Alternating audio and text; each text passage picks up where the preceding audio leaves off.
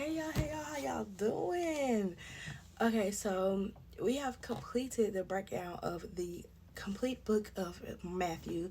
So now we're in Mark. If you have not been keeping up, I'm doing Matthew, Mark, Luke, and John. So today we're in Mark chapter 1. So let's get into this breakdown. We're going to start with the chapter context and then go from there. So the first chapter of the Gospel of Mark sets the tone for the rest of the story. Mark's writing is concise, action-packed, and short on details. Within a few verses, Mark establishes the transition from the wilderness ministry of John the Baptist, to the healing and preaching of Jesus Christ. This first chapter includes the calling of Jesus' earliest disciples, his early miracles,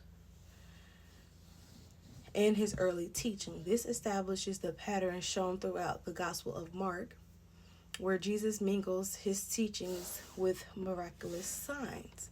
So let's break this on down.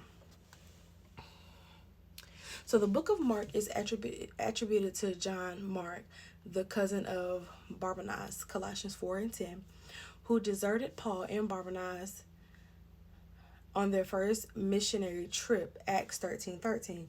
Mark was quickly reconciled with Barnabas, Acts 15:37-39, and eventually renewed his friendship with Paul, 2 Timothy 4 and 11. Scholars suggest Mark may have been the young man who ran away naked from Jesus' arrest, Mark 14:51-52. And if so, it would mean he actually knew Jesus. The book of Mark is one of the four Gospels which tells the story of Jesus' ministry on earth. That's what I'm breaking down. Matthew, Mark, Luke, and John. It's believed Mark wrote this Gospel based on Peter's witness. So Mark's writing style is one of action, not heavy theology or quiet scholarly contemplation. He skips Jesus' early life and opens with John the Baptist's ministry and Jesus' baptism. These two events stand as a transition from the era of the Old Testament prophets to the time of Jesus. A transition Jewish leaders found difficult to make. The remainder of the first chapter covers the important events such as the temptation of Christ, the calling of the first disciples, and Jesus' earliest ministry in his home and territory of Galilee.